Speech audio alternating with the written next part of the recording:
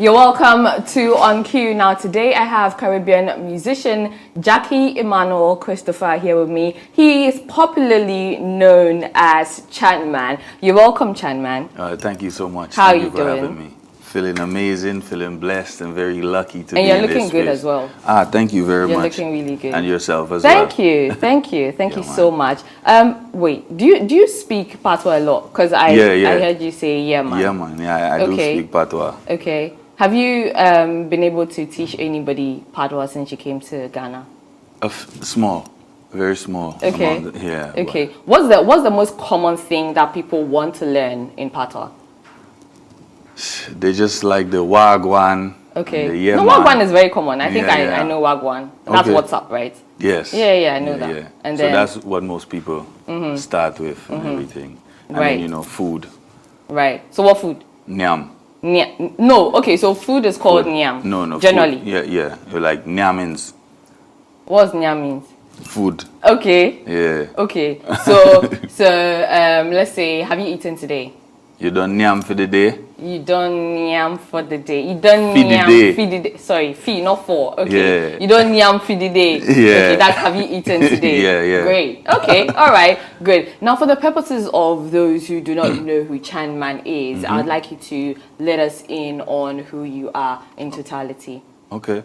Yo, you already know the tingo. We have it covered like insurance policies. This is Chantman, Afro-Caribbean sound killer. You already know the tingo. Yeah, representing Africa and the Caribbean. I was born in St. Martin, raised in Dominica, and my daddy come from Antigua and Barbuda. Okay. Yeah. I don't know any of the places you've mentioned, but you said you're All in representing... the Caribbean. You're representing Africa and the Caribbean, right? Before the whole African representation happened for you, because I think that in today's day and time, there's the whole awakening. Do you agree with me? Yeah, I do. Yeah, there's that whole I do. awakening where people are tracing their roots. People want to know where exactly they come from, which you have done as well, tracing your roots to Ghana and then Guinea-Bissau, right? So what led to that for you? What made you even want to trace your roots to know where exactly you come from? Well, being a Caribbean man, you know the history of the transatlantic slave trade separated us from the continent Africa. So it was always part of my inner person to get reconnected and reacclimated to not just the place, but the culture and the people, the food and all of that. Through reggae music in the Caribbean, that's how we knew that we did not start off with slavery. Because in history class in the Caribbean, it kind of made it seem like that's where our existence started with the slavery. But through reggae music, we got to find out that it was a lot more involved in our existence prior to the transatlantic slave trade. So because of that, I've always wanted to come back to the continent and, visit and get involved with the culture, not just watch on the TV. Right, and you've been in Ghana twice at this point, right? Yes. Which we'll talk about. But let's talk about your music and how the whole music journey started for you. The music journey started off in the school choir and church choir. Okay. I used to be part of the soprano group. Okay. I had a really high pitched voice, but then the voice box What happened to it then? The voice box changed up. And the breaking voice. Yeah. When the Adam's apple start to grow. Then the voice get a little deep and coarse and everything. Yeah, that part they vanished. So I went from the front of the choir to all the way in the back with the alto section and then the bass. So, and then once I got involved with listening to reggae music, I was realizing that these guys could use their deep, dark voices to create sweet sounds. Right. And that's what made me transition into doing this music thing.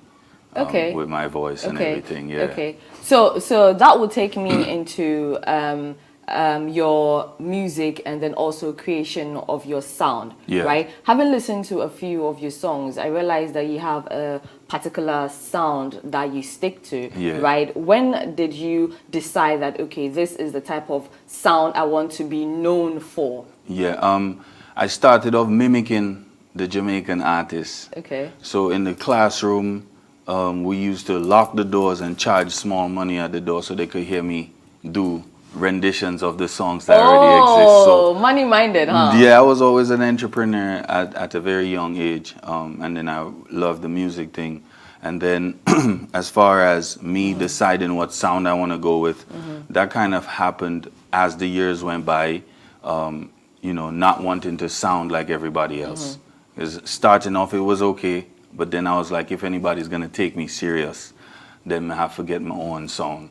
So then I went into music school that was only 2 years ago. Okay. Graduated from Media Tech Institute, where we learned to produce, write, record, engineer our own stuff. Oh, the whole 9 yards. The whole nine, yeah, for everything sound.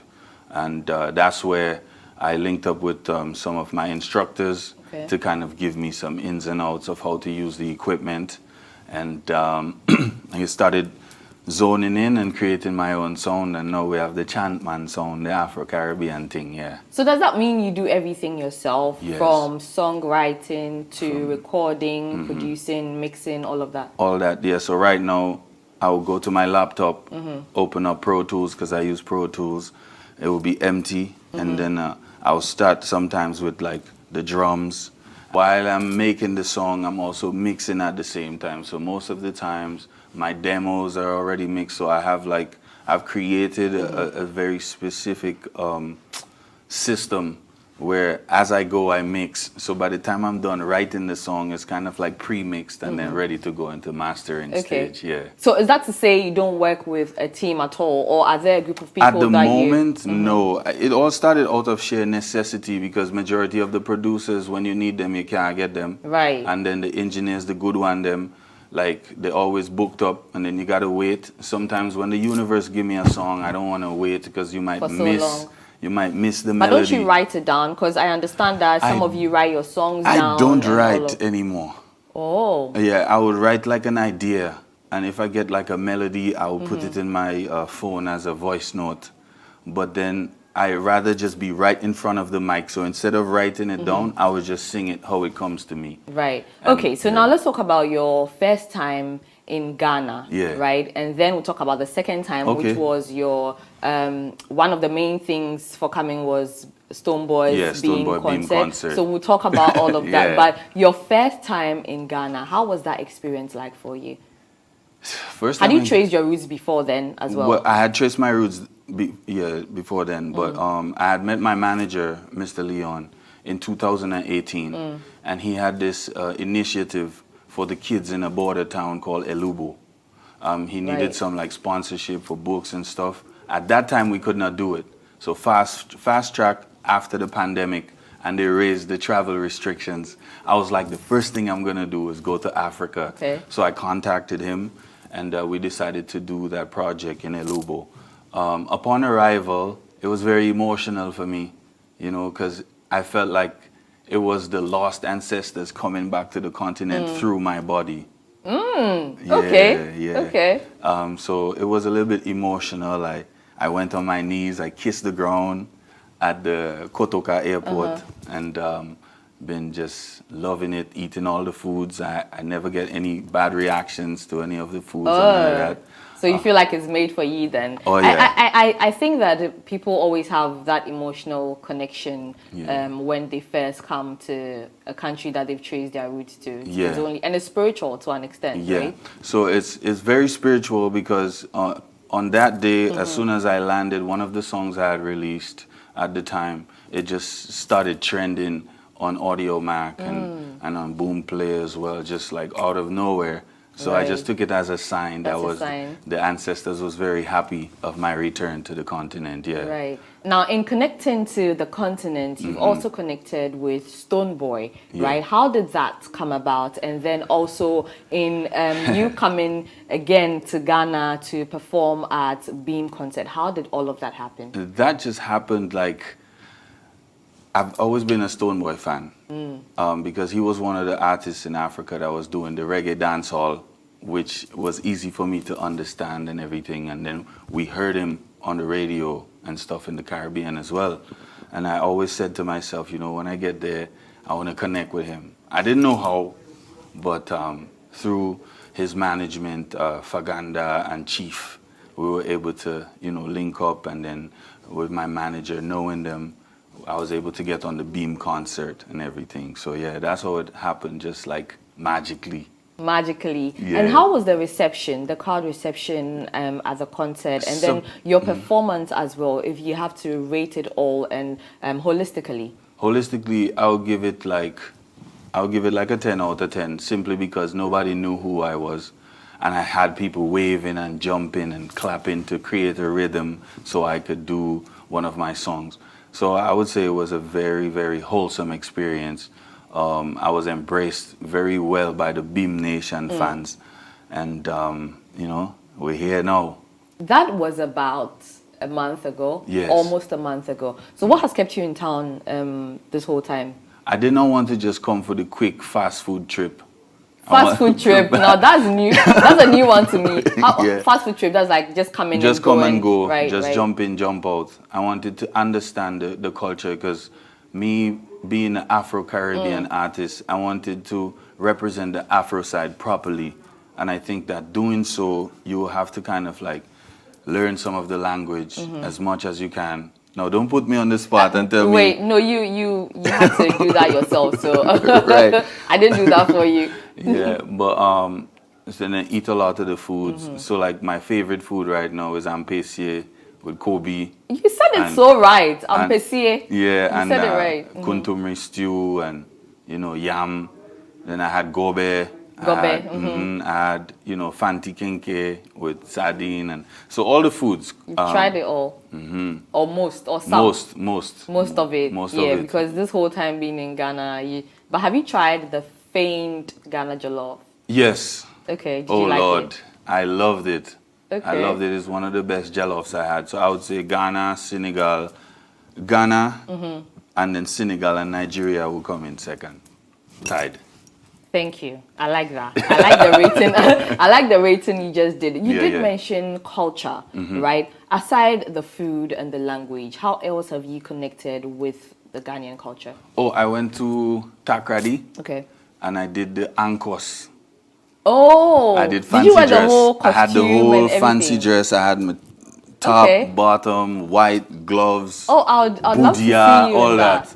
I'd love to see you in that. yeah. Right. So I did that. I've been to some of the concerts. I went to the beach. I checked out Cape Coast. I had some of the kenke that's been selling on the street. I went to Makola Market. Okay. You've been around. Yeah. You've been around then. Yeah, but you're releasing a song. So let's jump back into that, right? Yeah. Money Run. Now, Money when Run. you did mention that you started being an entrepreneur at a really young age, yeah. then it just clicked to me why you're doing that. Because you have another song with money in it, right? Yeah. You have another song with Hustling a money for my paper title. Exactly. Yeah. So what has been your inspiration, especially creating this Money Run? Money Run, I feel like a lot of people shy away from finance and business aspect of life.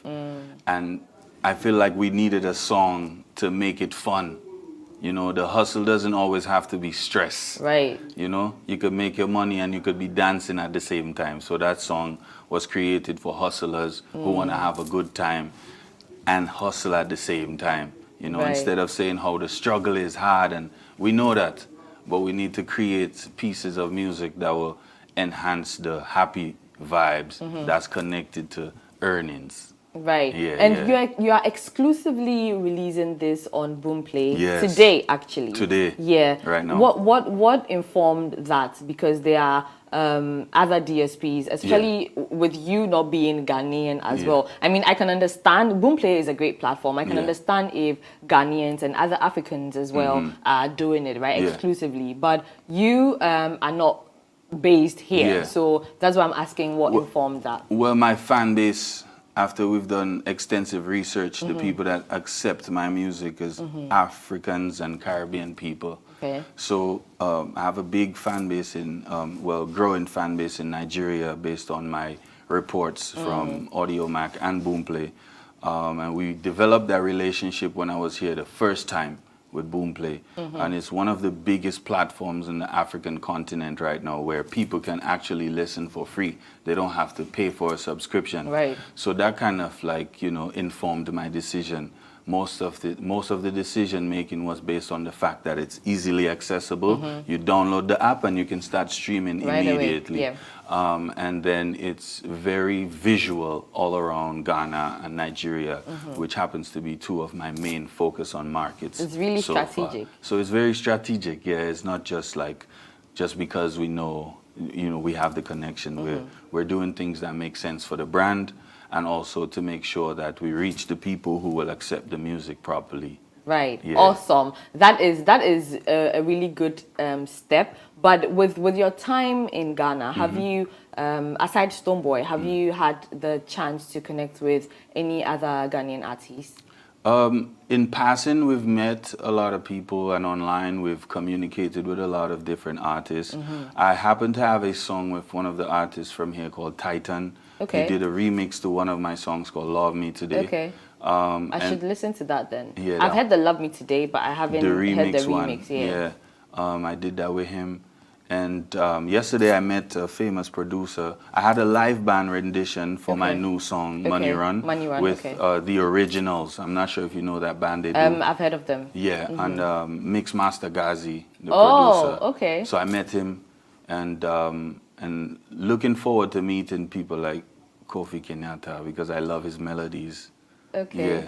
Okay. But my main focus really is Stonebwoy. Stonebwoy. I just love his vibe, and his performance is like a masterclass. Okay. Yeah. Now, you mentioned two top-tier Ghanaian musicians, Stonebwoy and Kofi Kinaata. And I know that we would love to hear a joint from is either the three of you or just you and Stonebwoy and you and Kofi Kinaata. So we are looking forward to it. Are you going to stay in Ghana any longer beyond this? Beyond this, I'm actually looking for a home right now here in Ghana. Okay. And, to really establish roots here, because I just love how inspiring it is. Since I've been here, I've had 9 songs produced, recorded, written, and all of that. That's right, nice. Here in Ghana.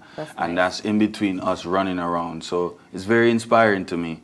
The food also makes me feel really good and strong, like Gidiba. That's a Stonebwoy song, you know that, right? Yeah. So yeah, I love Ghana, and I will definitely be spending a lot more time here. And I hope you find the house you're looking for. Ghana loves you too, and you're welcome home. I'm looking forward to listening to Money Run when it releases later today, right? Before I let you off, I'll just want you to share your socials with us so that if anyone wants to look for you on social, we can find you. Oh, sure.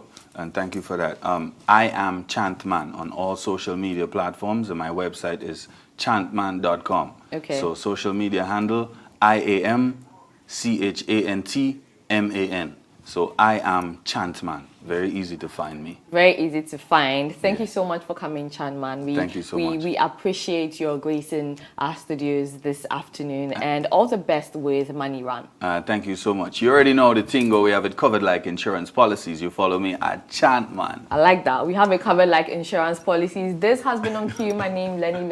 Thanks for watching. Bless up.